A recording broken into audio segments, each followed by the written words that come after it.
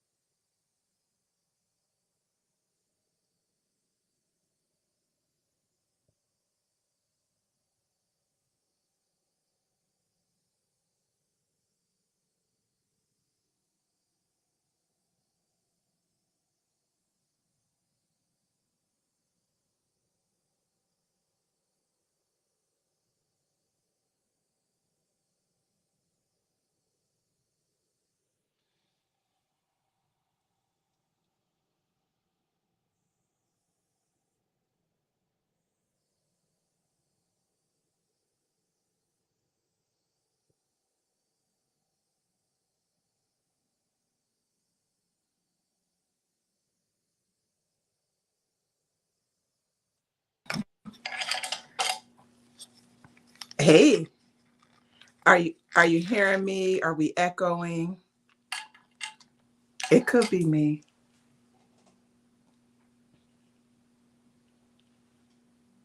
Uh-oh.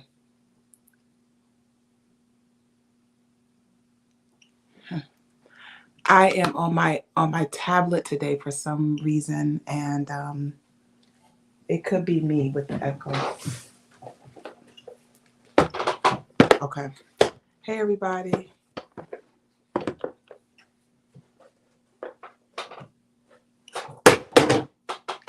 Yeah, I hear you. I hear you on Instagram.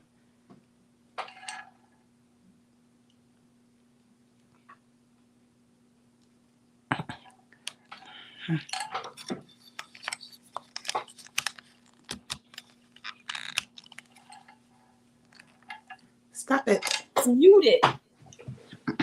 Andre, are you able to unmute me if that ever happens again?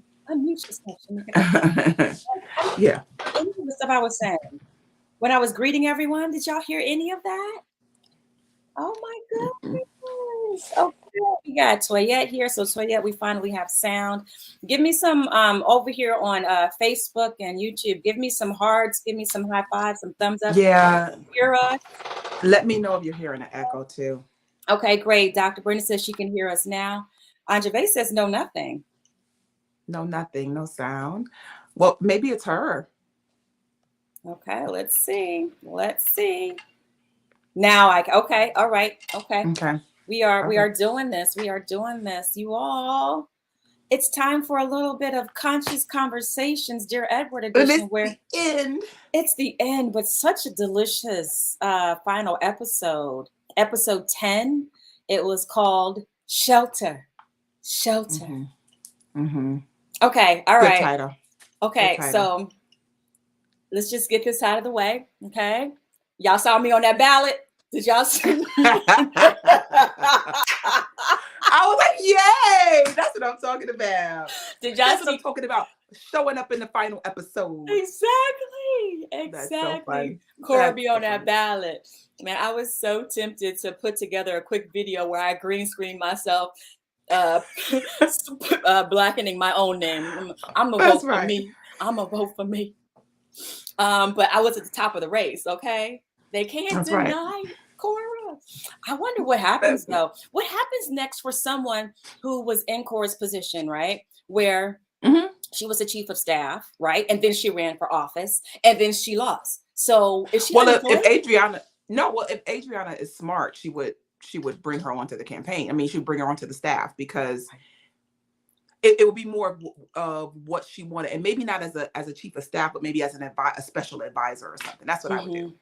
I think so too. Yeah. I've always felt, okay, so you guys, y'all know that I knew I was done at episode 105, but I didn't want to tell y'all because I want you all to have that expectation. Like, you never know where she might come up, but I knew. But I always felt that there was room for the story to show how two women of color can support each other, right? How we could still be there for each other. And be there for the community and be of service together. So, but you know, who knows? I mean, I could, I could definitely see that happening in this storyline. Yeah. Well, I mean, here's the beauty of this. Like, let's just look at it from a life lesson perspective, right? Life lesson. That there are in expressing our dreams and desires, there are roles that we play. And sometimes we can judge our role based on the wrong criteria, right? And so this particular role was your space to step in with new producers, new audience, and showing yourself as another personality. Like, people who just saw you are like, oh my gosh, she just totally flipped the script in this different way. So I saw it as a major role, as a major stepping stone in your career. And I see I can see how this is cracking open new doors, bursting open new doors, and putting you in front of new people who want more Cora, who want more Shamika in whatever form she is coming in. So congratulations. This was a powerful series. It was. And an important work. You know what I mean? It's one of those things that I don't know if you all are where you are on Apple TV, but I am a subscriber, have been. And what I like about Apple TV is that I watch those shows and everything is such good quality. Like, it's like there's no fluff on that and on that streaming network. So I know that it will have legs, right? Like that, you know, the live week to week is just a tiny part of the audience, because some people just are ready for the binge. They're ready for this episode to air so that they can just go and watch the whole thing. So yes, I am excited. Yes, they are in for a really great ride. This has been an amazing, amazing journey. Being able to engage with this story in the way that we Mm-hmm. have over the past. I guess it's been 9 weeks or so. I don't know. Has it really been 8 weeks or however long it's been? No, it hasn't been that long because they did 3 episodes first, so about 6, 7 weeks. Mm-hmm. It's just been a really amazing ride. And when I think about how shows come and go, right? Whether or Yeah. not it has 2 seasons, 3 seasons, or a show is on for 10 years or just one. It's really about the journey that you go on with the story and how it Mm-hmm. impacts you in the present moment. Like, how do you indulge it, and how does it change Mm-hmm. you? How does it change your thoughts, how you see yourself, how you see the world? And I think that's one of the great things about the show, but about any show. Like, Mm-hmm. let it be Mm-hmm. more than just TV you're watching, that just something that it's just sound in your ear. Let it be something else that can be so much more engaging. Yeah, and I disagree in a sense that I don't think every show is reaching for that, right? Oh, okay. I think that some entertainment is playing to the base elements of, like, they're playing to a base level of awareness. But Hmm. when you so as one of your new raving fans, Uh-huh. what I have realized is that you are attracting the kind of work. That's why you see it that way, Right. because It's you're my attracting the yeah. kind of weight, Hmm. right? You're attracting Yeah. that kind of work. But I don't want you to put yourself in the lump of everybody's work. That you're Mm, attracting work that has that kind of depth, that has that kind of heart, yeah. and that is like, see that, Okay. because Hmm. that's your level. That's where you are right now.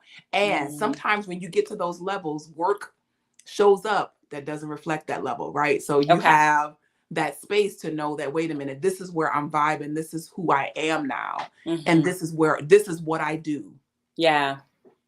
So Hmm. it's a good thing. This show had an amazing amount of heart, and I think Yeah. that, like I said, you're working with one of my favorite showrunners, Hmm. and I think that, like I said, if he hasn't seen the gem and the work that you did with him, if he didn't see it, man, Hmm. somebody saw it. I saw it. Yeah. So you have a presence, and that's a powerful thing. It's a Hmm. powerful thing. Oh, thank you. Thank Yeah. you. Mm-hmm, So, mm-hmm. okay, so that was the first thing about the episode, was me saying my name on a ballot. But yeah, what happened after? Oh, okay. So what happened next was Dee Dee, because that was something. I think I was like 5 minutes in the episode, and I had to stop and just write down like how the scene impacted me. It was the scene when Dee Dee was at the church preparing for the Mm-hmm, party. Do you remember that mm-hmm. scene? How did that scene Yeah. move you? Did you have any thoughts about that scene? I just felt so, my heart went out to Dee Dee, Right. because she just seemed so lonely and Yeah. grasping. Like, it seemed a Hmm. little desperate in the beginning of it. And the whole thing was like her trying to grab hold to all that she felt she had. Yeah. And so I was, concerned for her, and Yeah. then grateful that she found some company in the priest. Hmm. And and then just following her story. It's, that people don't care, that this wasn't as important to everybody like it was to her. And I Right. don't know if you've ever had that experience where something moved you deeply and it didn't Yeah. seem like it resonated with everybody else. But I just, Sure. yeah, I felt my heart went out to her. So of course, Hmm. I was overjoyed when she got the affirmation that she needed, Hmm. that everybody was showing up for her. Wow. But So. definitely in the hall, she seemed so lost and Hmm. disjointed, you know what I mean? Yeah. So I'm glad that in this instance you're a reverend, because you're going to help me find the exact story I'm referring to in Mhm. scripture. Not to make it about scripture, but guess what? It is about scripture sometimes. All right. So what really moved me about that opening scene where the father walks in and says, "How can I help you?" And she says that she's there to set up the party. And so she's like, "Oh, so yeah, you can help me, set up these the decorations and whatnot." And he said, "Oh no, I meant spiritually." And then she was like, oh, okay, well, where do we begin there? Right. But then he had a moment where he thought about it. He was like, as a matter of fact, I can help you set up the decorations. And it really moved me. And it was such a moment that illumines this thing that happens where it's just like, oh, well, I pray for you. Right. Like somebody's in need of help. I pray for you. Right. And when really what you can do to show your love, to show your prayer, to show that your faith without works is dead unless you're being of service and helping someone, be there for them in that way, right? Don't just say, oh, I'll be there for you in spirit, but be there for them in real life. Now, isn't that somewhere in the Bible where it's like if someone needs something that, you give it to them as opposed to saying, I can't remember the exact story. I'm not sure which story you're talking about, but there is one that talks about going the extra, right? That it is, if someone asks you, you go the extra. And what I saw in that moment with the priest was, sometimes you're serving your own agenda, right? And Okay. if for him, it was, what can I give that's convenient for me? Right. Right. And what's convenient for me is, I can give you some spiritual guidance. And we always get caught up in that where you may even misrepresent what it is you're actually offering by saying, is there anything I can do to help you? When what you really mean, can I give you some money? What you really mean is, do you need me to pray with you? But you say, is there anything? And so if they throw out something, it's, but I love that he adjusted, right? He found that space where it's like, this woman needs company. She needs me. She needs some God with skin on it. You know what I mean? And he was able to show in the same way. It was the same thing. He gave her spiritual support, but she needed God. Like Reverend Dudley used to call that God with skin on it. Like, I need God with skin on it. And somebody that she could talk to, and somebody that she could talk through things with, so she was able to share her pain and her fear, because her husband is, essentially it was like, everybody left me. Yeah. My husband left me. And she said he died. And what I heard in my head was, he died and he lied. Right? He died and he lied. And her daughter was distant. Right. And so here she was, everybody's going to move off and they have someplace else to be. But this is what I have. Yeah. I'm so glad. I'm so glad that you said that people, sometimes a lot of times we need God with skin on them. And you said Reverend Della. Who are you talking about? Just for those who may be new. Yeah, Reverend Della Reeselet. That was my spiritual mother and the founder of Understanding Principles for Better Living Church, where I have been as a member since 1997. But that idea that we are all, here's the thing, God has no arms but your arms. Come on. So if there is someone who needs an embrace, it's we're the only ones that can embrace one another. Right. And sometimes you need more than, don't get me wrong, the rush of spirit, when you feel that come over you, it is a comfort beyond comforts. But sometimes you need God with skin on it. You need God with skin on it. And you have to recognize that you are God with skin on it for somebody. Yeah. And that is, it's a powerful place to be. So that moment where the father said, and mind you, this is not his congregant. Clearly she's unchurched. She's unchurched. And so that moment, it was a real moment. It was a real moment I saw between them. And more than anything he could have done, he could have held her hands and tried to pray. That's not who this is. Right. That's not who this person is. So yeah, it was definitely powerful. I think there's a couple of scriptures that are coming. I think you're I feel like it's in James somewhere, because James be talking about that, but I don't know. But yeah, but you nailed it. God with skin on him. That's exactly what I'm talking about. Yeah. So anyway, what other moment from the because that was what really got me from one of the moments from the episode. What about you? You go next. What you got? So, sweet Edward. Okay, we're going to go there. I know. Sweet Edward. So I just, I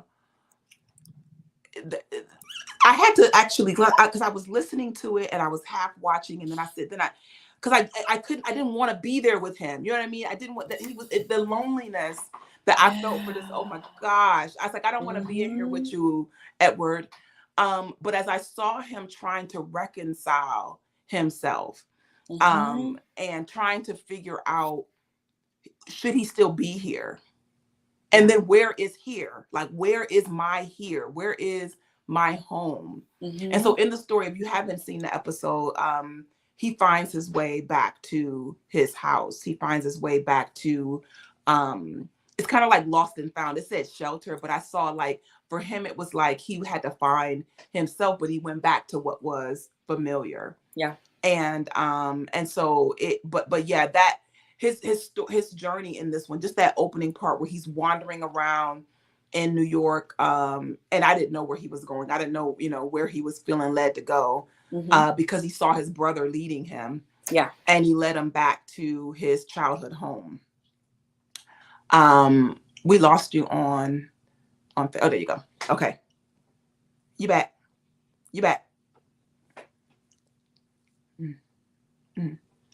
Yeah. So watching him find himself was really just, it was really hard. It was a great ending. Like, you know how I feel about these episodes, these last episodes of the season, the cliffhangers, the ones that resolve. So I like the resolve in it, and the future focus too, that there's a future that is there.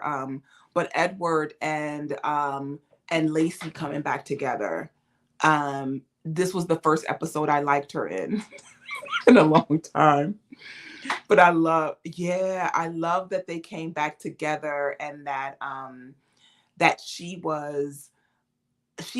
found her mother arms. You know what I mean? As she embraced him and met him with the right level of love and the right level of, you worried me, and like she was on point. Like that she showed up this time to me as a powerful force. Okay, so you are gone off of Facebook. Yeah. Okay. So so those of you who are on Facebook, that she'll be back. And so what I want to do, just while we're all here, sound on you. Sound. Okay, so yeah. All right, so they know you're coming back. But Edward's arc for this particular episode was the most dramatic one. I don't know, maybe Dee Dee's was too, but just coming from that place of feeling disjointed. And here's what I liked about the way that they shared his story, is that Edward needed more time, and he asked for more time. He needed more time when he was in the house. He needed to be in that space, and he gave himself permission to be there. And when the ladies, when they, could you imagine walking in there, they realize who he is. Like this is that Edward. This is his house, and for him to come with such love, you're back.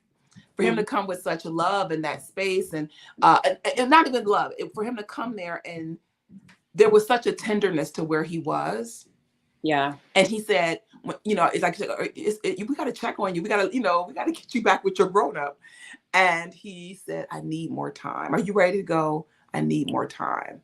And these are those little things that sometimes we can easily get caught up in other people's agenda and feel inconvenienced, like we're inconveniencing someone.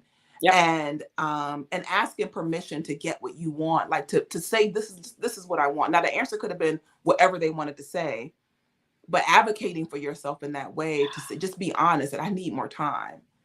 Like I'm working through something here, and I just need a minute more. And watching him kind of like pass the baton to the little girls, and really say goodbye, because he didn't get to say goodbye to that place. Like, how can you make a home in a new place and you didn't get a chance to say goodbye? Like, everything had been ripped. So I liked that he got a chance to have that closure in that space, and then have closure with the falafel vendor. That moment broke me. Like, that was the moment where I allowed myself to sob. Okay. Because it was such a powerful moment of him coming to himself and coming to his life, and finally being able to share what has been heavy on his heart.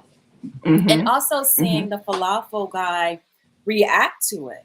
Like his Yeah. connection to the family, and then him learning that he lost his family. There was so much compassion in that interaction that my heart just burst right open. Yeah. Yeah. So yeah, I was trying to find the actor's name who played the falafel guy, and I can't find his name because I wanted to shout him out like bravo for that performance. That, and okay, I'm in my actor head now, but that is the performance where you are just being present and having a connection, right? And neither one of them were shedding tears, right? But I was so moved by the authenticity, by the connection of that moment, that me as the audience, right? That's what was so much more important. And so yeah, that scene right there, that really got me. Yeah, it was very hard. But watching him get closure, Lacey's giving him space. Yeah. And then why, so I'm with you, Toy. I didn't get why he didn't get the falafel either, because that's after the love exchange. I wanted to see them falafels. Like I kind of wanted I all the way wanted a falafel at the end of that from his truck though. I only want to go and get it on his truck. Yeah, it was really beautiful. So like this episode didn't have cataclysmic things, right? But everything had such a loud, powerful impact. You know what I mean? Wow.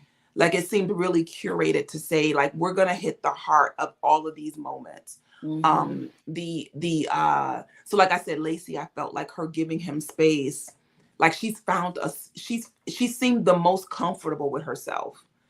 And when her husband finally saw it, well, I don't know if he's seen her before, but when he finally acknowledged what he was seeing in her, it made me feel like, okay, team Lacey, I'm back.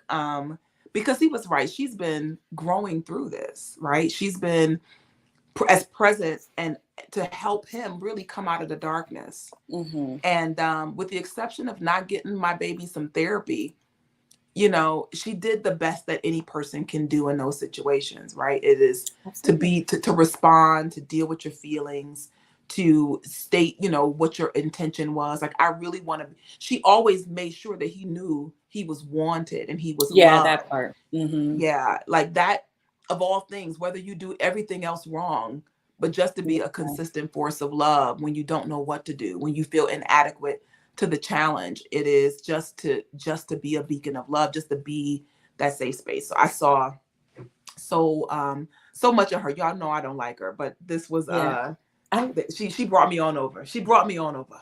I love how you phrase that, because I wouldn't have necessarily, like, I need to give her credit for that, because that is true. No matter how complex we may be, or as long as we still have that one thing, right? She still was consistent in that part about her love and her care for Edward. So, because what I saw, I told y'all when she found out about those letters, she was gonna be big mad. And what she was big mad? When she get big mad, she be blaming everybody else. Everybody. She always does it. I'm just like, okay, boo, I need you to. What? How could you let this happen? But I totally understand that, and I love that you pointed out her virtuous aspects. What I got from that's a miracle, right? That's a miracle. Yeah, exactly. And I don't know. I've never read this book. Okay, there's this book called, I don't know. It's something about the love language.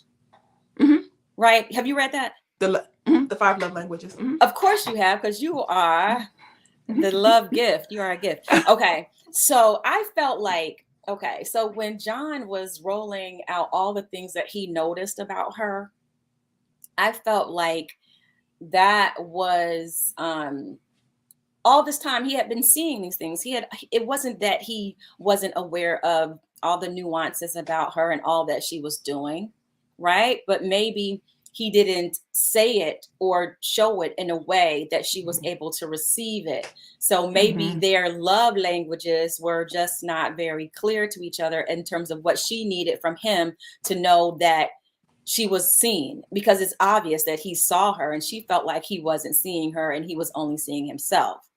Is that in that book? Is that in that book? Yeah, so no, you're dead on. I hadn't even thought about it through the love languages, but there's one of the languages, words of affirmation. And so if you are someone who receives love best as words of affirmation, if I keep giving you gifts, you're not going to feel my love exchange, right? Because it's like gifts, they're not your primary language. But for someone who has been in the shadow of their sister, who has felt inadequate, it just totally makes sense that her love language would be words of affirmation. And in that scene, that was definitely what broke. Like that broke their resistance, that broke the pain that they were both in. Yeah. But yeah, so yeah, it's you don't have to read the whole book. I'll tell you, if you just want to get a crash course on the love languages, is go to I think it's 5lovelanguages.com or something like that. Oh. And take the test.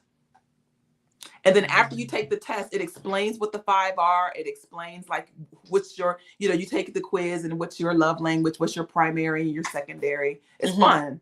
It's fun to do. Yeah. Nice. But yeah, it is very much that. And to get that, my love language may be one thing, but the person that I'm engaged with may have a different love language. So it's like, I need to know your love language, because like I said, if I am someone who loves gifts and acts of, or if I'm someone who loves acts of service and you keep affirming me, it's like, I need you to do something for me. Like, that's how I see love. Yeah. Right. I can keep coming and rubbing on your shoulders, but if you would go wash those dishes, like that would make me. And all the mothers said, no, I'm just thinking, not all the mothers said that, but a lot of mothers said, you gonna wash some dishes? That's my love language. That's my love language. That's right. This hug is cute, but right. wash those dishes. Yeah. So just in terms of everybody coming together, what I was not happy with Sam, right? That Sam and Sienna. No, the way that it wrapped out was, I got what he wanted, but it was okay. So Sam's arc is that he is married, but he had a sexual attraction and some sexual interaction with his best friend in high school. And so they had not been, they had been, I guess, maybe just not in this role. No, they had been friends, but never acting on it again. So he's married with a baby and starts flirting with a guy, and his wife discovers it. And she gives him the choice of like, you can choose me. I still want to be here for you. But you need to say you're just going to be with me. And so in his time with his daughter, and, that might be the part that it's like, why did he needed, his daughter was talking about how, I didn't want you to, don't leave me, daddy, or don't let me go, daddy. And it was those writers, that was so, I knew what they were setting us up for. Y'all setting us up. It was sweet, but it was like, that's not like, you got a bigger issue, dude. You know what I mean? You need to really think about it. There's a part of you that's been in the dark that's now in the light. Like, you need to reconcile that. You need to be with that for a minute. And your daughter's love is a Band-Aid. That is just saying that I'm going to use her as an excuse to shove that back in the dark. So I was mad at him for that. Wait, what part were you? So you're mad that he was going to make the choice to stay because of the child? Okay. That's fine. Okay, that's cool. I'm with you. Like, basically, I'm not mad, but I'm gonna pretend. But for Sienna to say, yo, I sat with the choice I gave you, but like Toy said, she made a different choice, which is, I don't know if I can do it. I can't do it. Oh no, she knew. She was like, I can't. Yeah, I can't do it. I can't do it. And that's honest. Yeah. Yep. I titled this segment Sienna's Choice. Okay. Sienna made the choice. And I felt that it was the loving choice. Yeah. She, even though she wanted to be with him, to keep their marriage together, she was willing to say, I know that you have some things to work through, and I still want us to be together, but not in husband and wife anymore.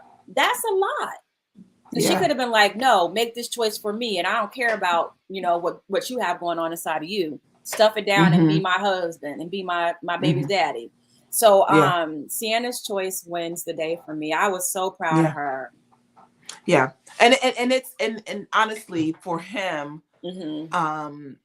like I said, he's not my favorite now. He went down some notches a while back, but it was really?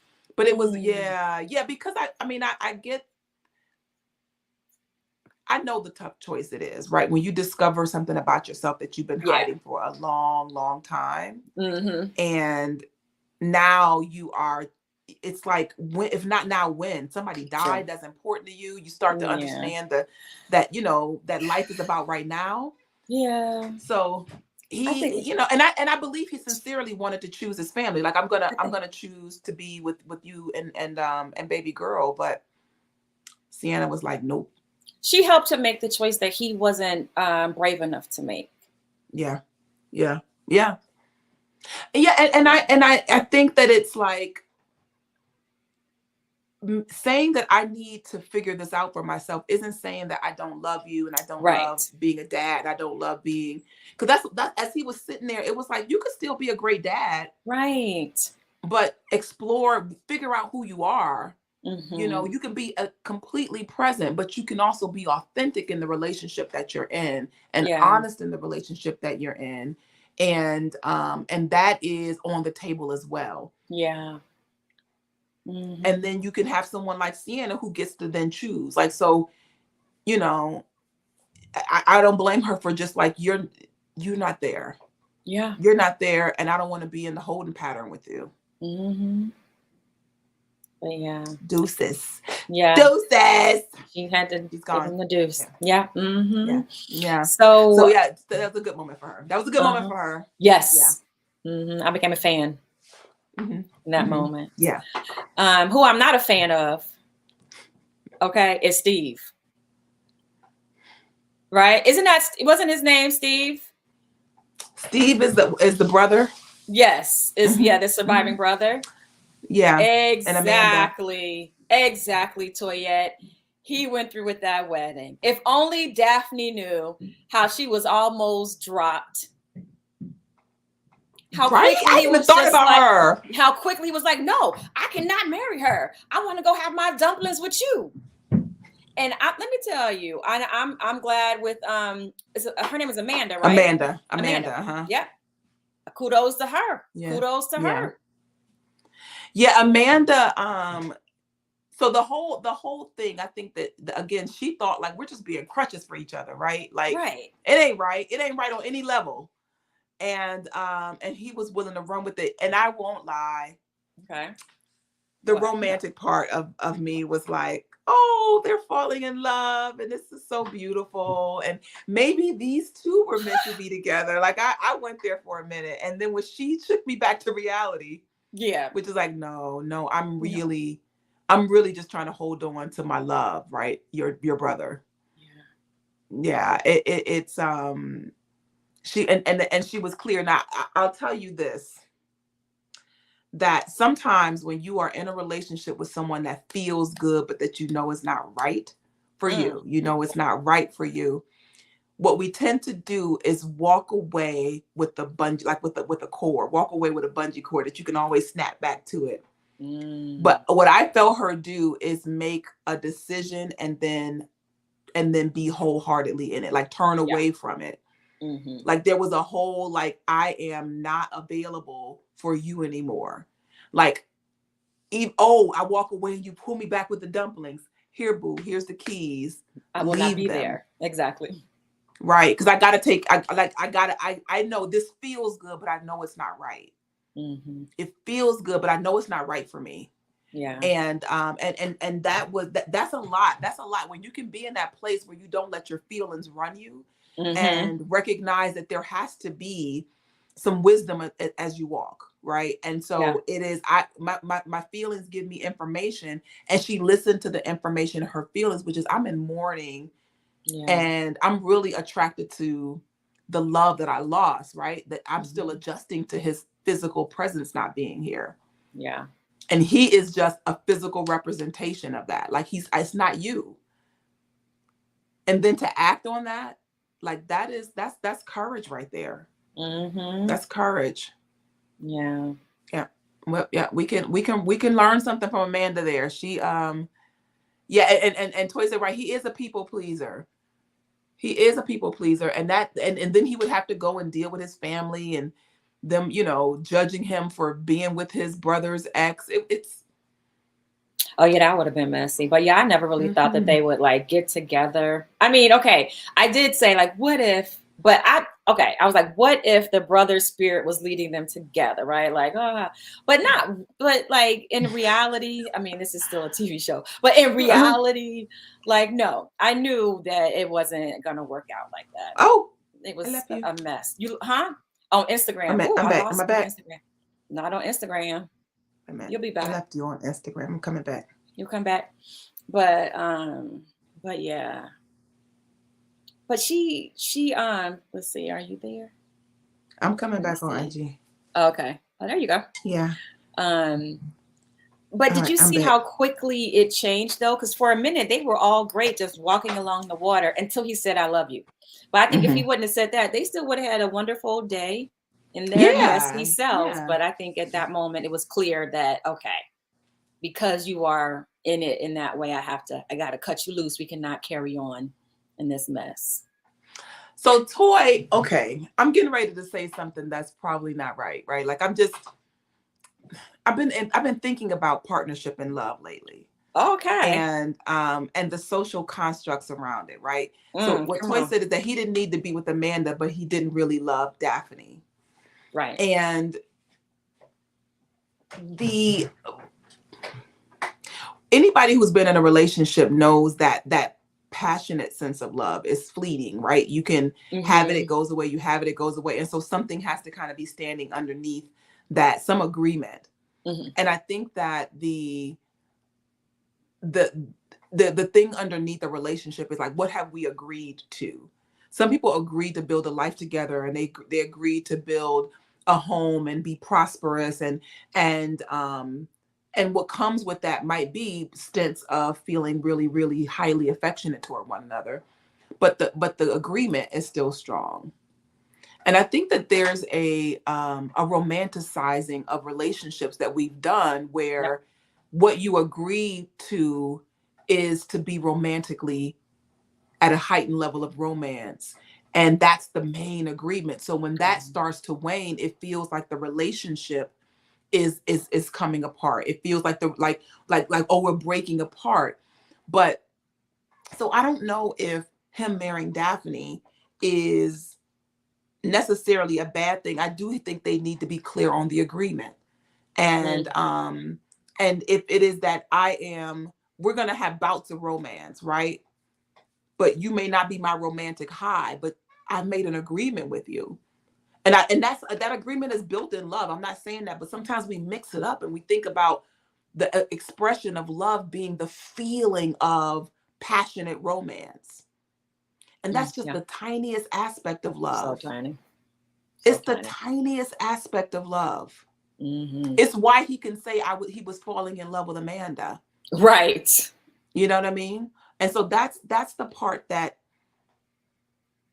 something to ponder, right? Something to ponder about really how love functions. And so we're watching these TV shows and it's fun and it's engaging. But when you look at how you can pick up love cues off of this stuff and begin to shape the way love functions for you through this stuff, it really is impactful that way, especially when it's so well written, you know? And so I just, when I look at those kind of outcomes, because when I saw it, I was like, oh, well, I'm not surprised. You know what I mean? Like, I'm not surprised. But was it a bad thing? You know, I would say that the only thing is just that they have the same agreement. Oh, they might. Exactly. They might have the same agreement that we're just doing this for our families to have that, I guess, have that marriage, to say we're married. Yeah, but I think it's bigger than that. I think it's more than for them too. Married. I think for it's Daphne like, we're going. Yeah, for Daphne and Steve, I think it's like, mind you, I know his agreement, which is we're going to be together. We'll build a family. And this is what I'm choosing to do, right? For her, it might be that I've fallen in love with the love of my life. And so, but what is the thing that can be agreed on? Because that's what the marriage is going to stand on. you know, and there can Yeah. be layers of reason. I know people who got married specifically for security, right? Like there was a sense of security with having somebody at home base. And so the romance would go in and out. But when you get down to the core of it, right? Mhm. I work with somebody in coaching just to help them make a decision about their marriage. And what we discovered is that they had never had the same agreement. So as the relationship was shifting and changing, they didn't have anything that they said, this is why we are together. Oh. And they didn't want to make a decision for that, right? Like, okay, because you can always say, well, let's make an agreement, right? The marriage is just a ceremony, like the you know, the wedding is a ceremony. Mm-hmm. But every marriage needs that. Let's look at that agreement again. So I don't know. I don't think that's anyway. I know that's a huge tangent, but that's no, but that was okay. Yeah. I was shocked when I saw it, but I thought that he would have been like, I realized that I really don't want to marry Daphne. I realized I really made that decision to ask her to marry me because my brother died and I wasn't ready. But no, Amanda gave a whole word though. Yeah. Oh yeah. Making decisions during these times. Oh, right, exactly. So. You know. Yeah. I told you that Dr. Phil philosophy is so true. I mean, not that he originated it, but that you don't make big decisions in the midst of tragic moments is right. Yeah. And absolutely, Toy, the agreements can change over time. Absolutely. And that's why it's important that we grow up. Yeah. You know, because sometimes we just don't grow up to recognize that fantasy of a relationship is still the one I'm living out of. And I'm judging what's happening in my life over the romantic idea I grabbed onto when I was 5. Oh, wow. You know, and disappointed because they're not showing up that way. Or maybe I caught an episode of something and you never know what makes that impression in you. You know what I'm saying? Sometimes our filters are all the way off and we're just letting everything in. You know, no filter, and you don't even get that you're making agreements in your soul with what you're seeing, and they're sitting there, and then you start to judge your life against them. Yep, unexamined stuff just coming on and just coming in.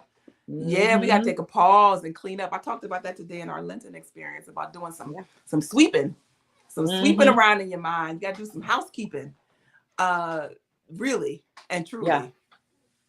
Yeah. So wait a minute. We talked about Sam. We talked about Steve. We talked about we didn't really talk about Lacey and her husband. Well, we talked about him seeing them. So we didn't really talk much about Adriana. We just talked about yes. We can talk more about Adriana. Right, because she won the election. She won. And she showed up for the people at their last come together for the grief group. People showed up, right? And with the exception of Kojo, and because he has returned home to Ghana, and we saw him in Ghana, because I thought maybe that was going to be like him walking through the door with his. Yeah, I mean, I'm glad he didn't. That would have been corny, but. But it was great that he was still presently felt. You know what I'm saying? Like that was great, and still there's still clearly a connection with him. But I'm gonna tell you, what would have been more powerful if she had said his name. I know that would have been wrong as a political speech, but sometimes you need to make that right shout out. So it was beautiful to see them come together and celebrating her victory. I mean, what a feat! What a feat! Yeah. And I'm curious as to, like, seriously, she shook the hand of the Reverend. Right. But I was like, girl, if you kiss him right now, I'm gonna be so mad at you. Because the last time she looked at him in his eyes longingly, yeah, she ended up kissing him. She's like, oh my gosh, what happened? I gotta run out of the church now, right? So I was so glad that she contained herself and just went on to that group meeting. But she said something so powerful. Sometimes we don't choose our paths. Sometimes our paths choose us, and I feel like that is true for her, especially. But for everybody in this story, their path was slightly somehow chosen by the plane crash. Oh right? yeah. Yeah, Yeah. you can have a life event that puts you at a crossroad, right? Mm-hmm. Like some people Yeah. say, oh, you got something that sets you on a different course. But no, I think it just puts you at a crossroad. And Yeah. they all, I think, the way that they wrap the storyline out is that they fast forwarded 10 weeks from that last meeting. Yeah. But if you look at it, they all were still kind of at that crossroads, trying to reconcile a life without the person that they loved Yeah. and to deal with just the crash in their own life, right? Mm-hmm. So here's the wreckage from my crash. And so they all dealt with their wreckage. They dealt with the missing things. They dealt with the broken things and with the dead things. And and Mm-hmm. so to see specifically Adriana reconcile with her grandmother, because you know when you pedestal someone and then you find out something that showed that they were a person dealing with themselves, it is heartbreaking, right? And Mm-hmm. you can't go back and have that conversation with them. You can't go and say, hey, why did you do that? Like, how you'll never know their why. Mm-hmm. So but you could see that she found a way to reconcile with her grandmother as she gave her closing speech. So I was happy for that. But I don't see in her future her and Kojo still weren't together in the 10 weeks. Like, they didn't get back together at the end of that. Did I miss that? Okay. Like, I'm trying to remember if it was 10 weeks later where he was sitting there eating that dry pizza crust. He looked so sad when he bit that pizza crust. Like, they put the camera back on his face and it was such a sad reaction. I don't mean to laugh, but it was just really mellow. It was a melodramatic framing. No, they did not get together in 10 weeks. Yeah, no, they didn't get back together. So it's so yeah, and I would say that now her winning, gosh, I had a relationship where there were things that happened, good things that happened that really provided a greater divide. And that was what I saw in Yeah. and with her win, is that Yeah. she won the election, but it was like it put them at a greater distance, because Yeah. how are they going to find themselves back to each other? He'd have to leave that beautiful home against the ocean that they built. That's a lot. Yeah. That's a lot to come live in her grandmother's house. Yeah. I don't know. Yeah. I don't know. What do you guys think about that? What do you think about the Adriana Kojo story? Like, do you feel like they should have a future, or that they should move on? Like, what did you think about them? If you I'd be have curious team to know. Kojo, team Reverend, or team girl, be about your business. Love is later. You too busy. Girl, you got a life to live.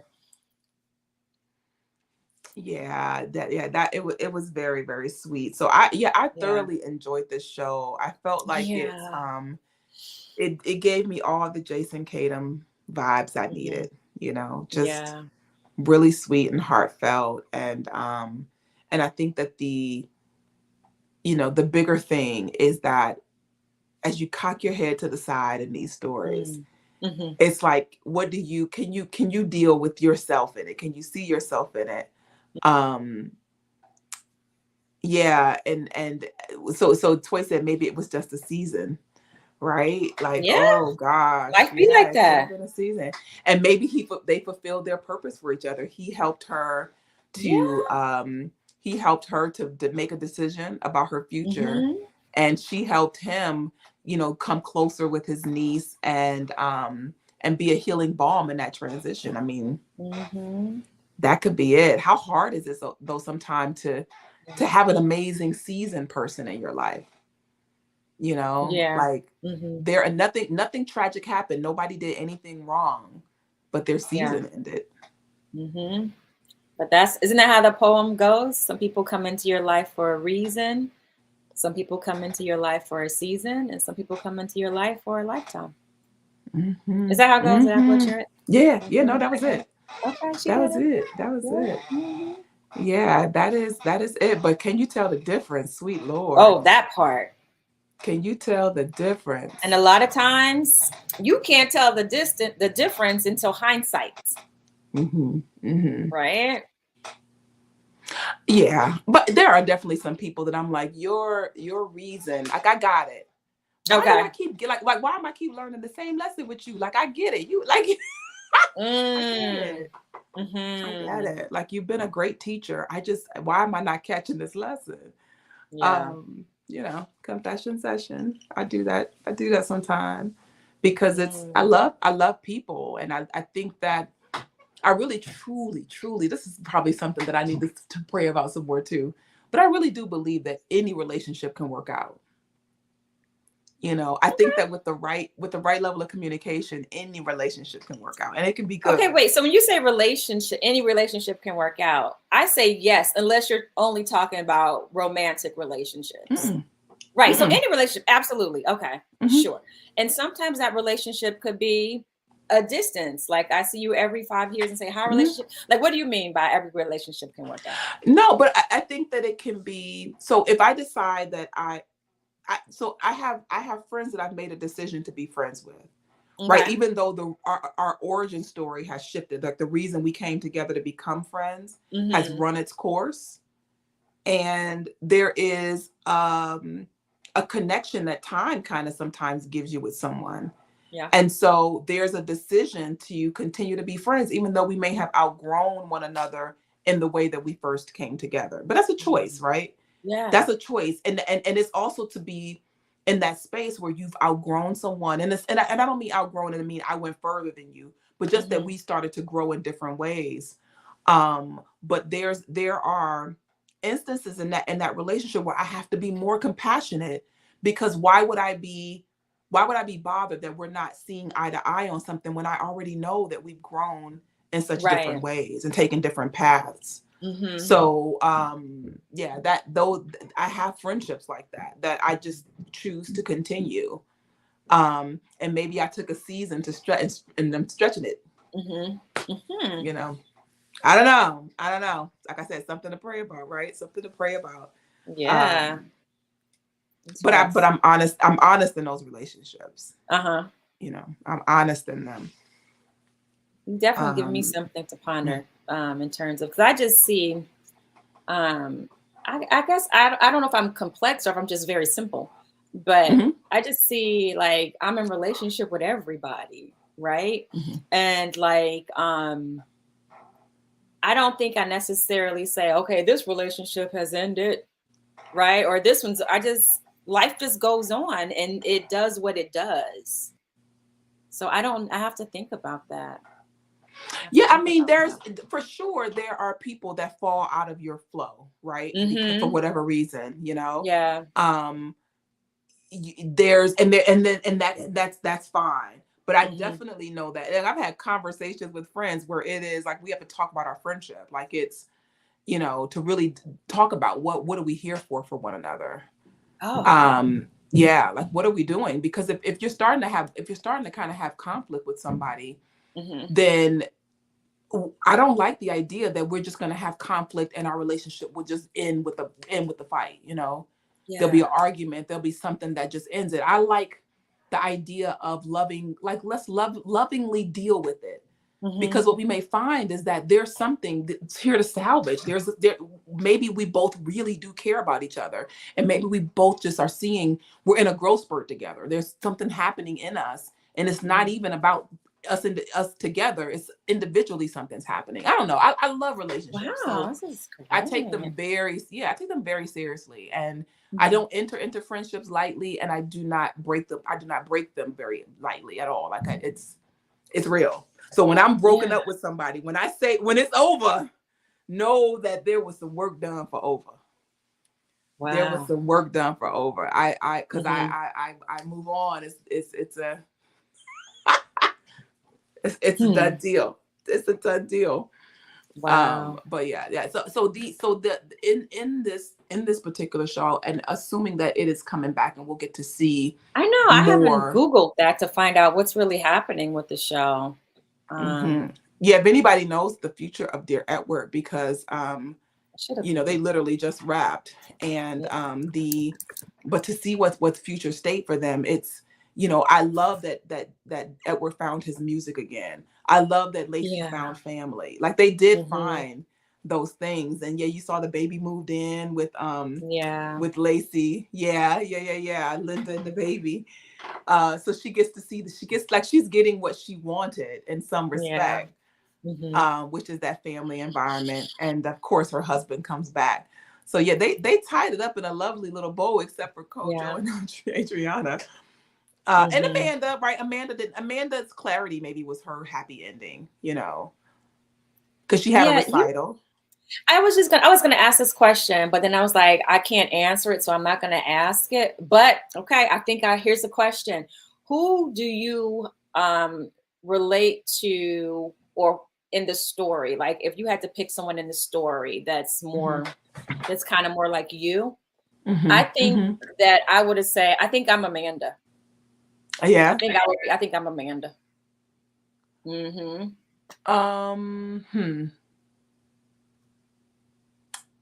And you people and YouTube and Facebook on Instagram probably. I lost you on Instagram. I think my Instagram froze. I'm back.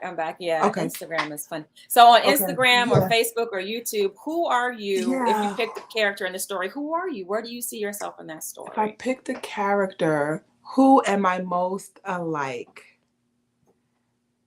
Gosh, I want to say Shay, but I'm not as decisive as Shay in relationships. Like, oh wait, Shay is a little girl.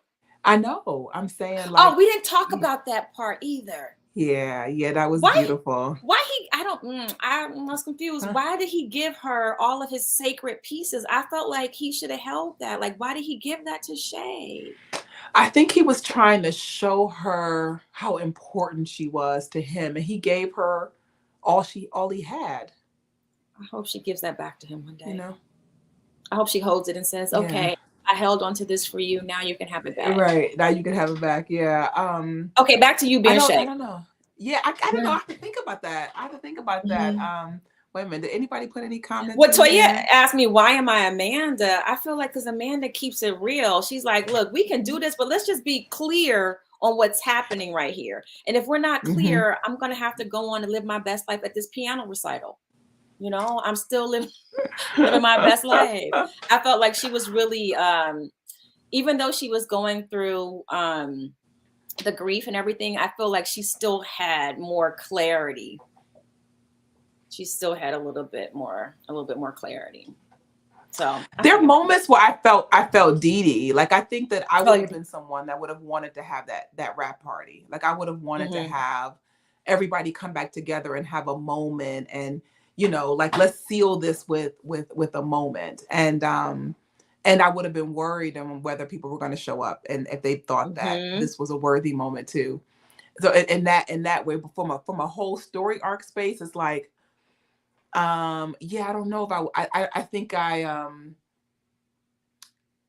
never had a shock in my life that way where I haven't been empowered to make the choices I need to make. Like, I think that there was a place where she said, I know I'm gonna be all right. Yeah. But I don't think she knew if she was gonna be all right. Yeah. Toyette says that she is the grief counselor. I thought about that for a second too, but I'm the grief. That's right. I'm not in this. I'm just here to support people in what they're doing. Yeah, I have. Yeah, I have to think. I think that there's a part of me I see in all the characters, though. Yeah. Well, sure. Yeah. Yeah. Like, I definitely think that I have felt out of place and moved. Like, when I moved to Los Angeles, I probably had a lot of Eddie going on in me, where I'm at this place where I made a choice to come here, right? Like, he didn't come at choice, but my familiar was gone, and even if I went back, though, my familiar wasn't there. Like, it wasn't like I could even go back and just say, hey, I'm going to go back to what I knew, that wasn't there anymore.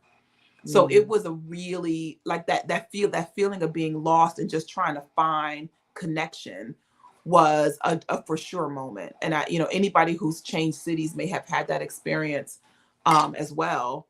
But that definitely was me in, moving to Los Angeles as a, just a few years ago, just a couple of years ago. Yes. And yeah, so I see some Eddie, I see some, I don't know, have I been lying to myself about something and it comes to haunt me? Because that was to me what Sam was about, right? Like that I don't think I have anything in me like that, but I do know that sometimes we can be selfish and not realize how and maybe selfish isn't the complete word, but sometimes we don't realize how our choices impact other people. Right. We're so into our own choices. And I think that's where he was, as he was trying to indulge the attraction he had for the bartender. Yeah. So yeah, I can see myself in a little bit of all of them. That's what Kwame says too. Kwame says he connects with all of them as well. I guess like second would be Didi. Yeah. I mean, but it's also because I heart Connie Britton. So yes, exactly. Yeah, so that's also a part of it. But yeah, it's been really, really, really special and sweet. And you know, I think that as you look forward, and I know that there are things in the works now, right? Like that this is a moment to cherish. We're doing a Lenten experience, right? So every day there's a lesson, and we have different self-care strategies that we work on. So this week is about treating yourself, right? So that when you have a moment to celebrate that moment. Yeah. So I want to know how you plan to celebrate the wrap of this fantastic show that you were a part of. And I mean your own personal wrap. Yeah. Yeah. It's the wrap of the show. And also this week is the wrap of T3IP Cycle 1. Everything is like kind of culminating to this week. I would love to get a massage. I want to do some massage, get a manicure and pedicure. Maybe have like a day or two where I'm just like not doing anything except for doing those things. Like if I can get my mind to say, okay, no deadlines, everybody, I will get stuff to you after these days, and just, you know, but I think it'll be a lot of also introspection, lots of journaling. I will allow myself to spend longer in my journaling and meditation time. I have to give myself limits, or else I'll meditate all day and not getting anything done, or I'll journal all day. So I am going to treat myself by allowing myself to go within and just explore like my mindfulness for like a day. The Brooklyn Botanical Gardens, the cherry blossoms are happening right now. So nice. Thank you for reminding me to take a moment to celebrate all that this journey has been and all that I have accomplished. Wow. And we didn't acknowledge the beautiful background that has appeared.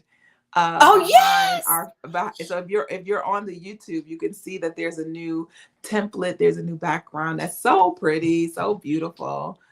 Shout out to Anja Vey. Anja Vey, our producer. She designed this. She was like, really, you all need a background for the last one. And I was like, okay.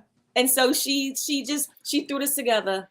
She sprinkled her magic dust on it, and here it is. Yes. Go ahead, girl. It's beautiful, beautiful.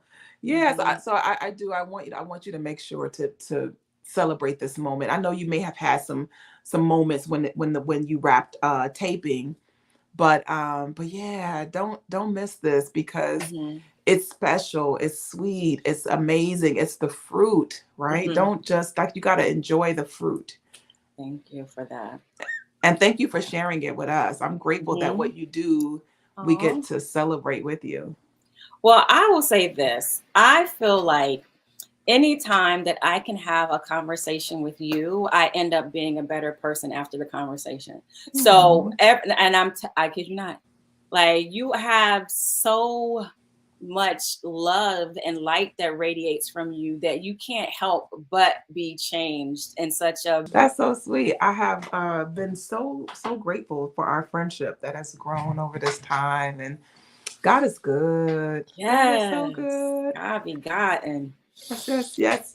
Yay, Well, yay. all right, y'all. So this is the end of another season of this is season 2 of Conscious Conversations. But guess what? There will be more, because guess what? Your girl be working. Okay, we have more shows coming up, maybe a film or so. We'll figure out a way to get Rev Cherie and I back online to do some more conscious conversations. But stay tuned. You can follow me on Shamika Chronicles on Instagram, YouTube, TikTok. I now have a Twitch, thanks to my fabulous intern who told me get a Twitch. And so follow me there. Also 1010 Talent ACS on Instagram. Rev Cherie, where can folks keep up with you? Oh my gosh. Yep, that's right. But you can you can definitely just reach out to me at Rev Cherie Speaks on IG, and or go to cheriespeaks.com, and nice. You can link out to everything. Yeah, I know it's a very old site, but it's there. It's there. But yeah, I'm healing myself of my my lack of presence on social. I got to do better. The people need more you. We need more you out in the world. I have so much to share. It is my space right now. I'm stepping into it. So so yeah, I'm here for it. Thank you so much, Kwame. Yes, and just pointing out, do you see our earrings today? Rocking the symbol. Look at that. I got these. This sister named Norma Hollis. Amazing woman, essence of youthful beauty. And she said, I had these earrings for you before the pandemic. Wow. And she brought them to church on Sunday. So I've been rocking them today, thinking about her and gratitude. Wait a minute, but Jay, see the flip side of them. Oh, what? What is that? I got to make my screen big. It says God is supreme. But that's what the symbol means. Ah, look at that. Yes. Yes. I'm here for it. Yes. I'm here for it. I was like, I wore these to work. Like, y'all, just so y'all don't forget. Okay. God is supreme. God is all. All right. Well, all right, y'all. Thank y'all so much for stopping by. Thank you for joining us. Thank you for sharing your energy, your love, your conversation. Thank you for going deep with us and expanding your consciousness. Hopefully your consciousness has been opened in a way to receive more love and more light from these conversations. I hope that that's something that you received. So until next time, or until I see you on Instagram or at a show or somewhere, be well and take care. Namaste. Take care. God bless everybody. And we're at